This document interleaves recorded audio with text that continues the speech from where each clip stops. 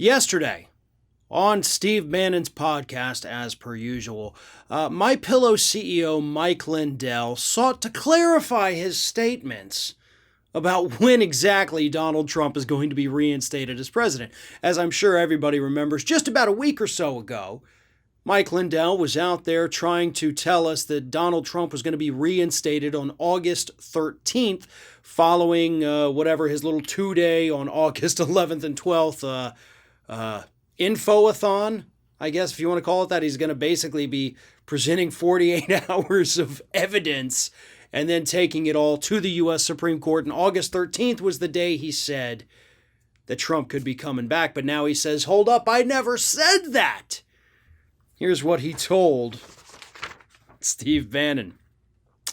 Here's what I said about a week ago. We're going to live stream to the world on the 10th, 11th, and 12th of August. Oh, I'm sorry, he's added an extra day now. Must have a lot of evidence here. But what I said was, when you all see what I've seen, what I have, the morning of the 13th, you're going to wake up and go, wow, what are we going to do? Everyone's going to know it, and that's when we're going to bring it to the Supreme Court. I didn't say that everything's going to change the morning of the 13th, but everybody's going to know what I know. Here's the problem, man.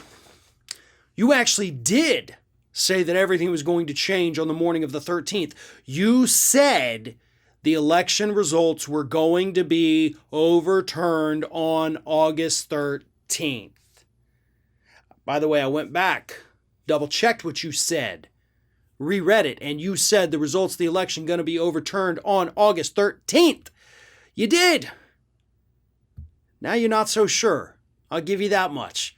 Trying to walk back a little bit. Like, I said the 13th because that's just the day that things are known. But no, you'd said the election gets overturned on the 13th, on the third day.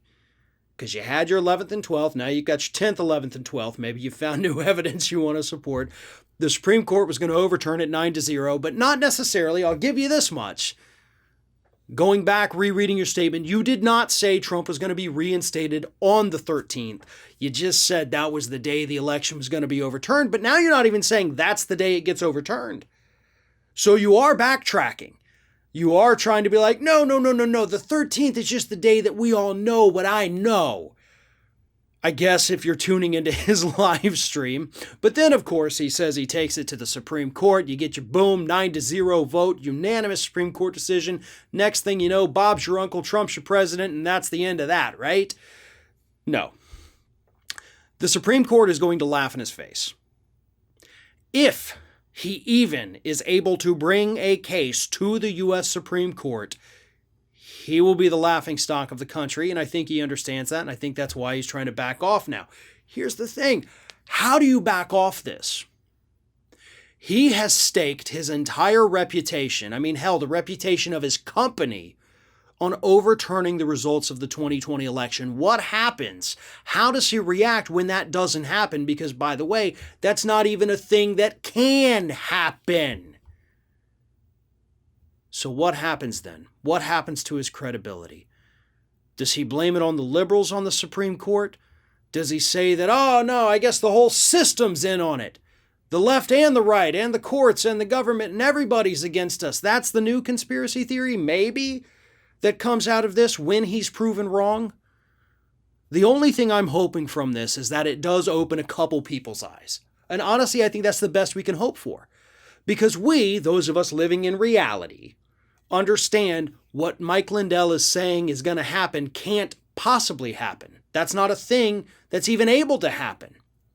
So maybe a couple of his hardcore followers, hell, even just a handful, wake up the morning of the 13th and realize that this man has been lying to them for months, and maybe they open their eyes and they realize the whole thing was a farce.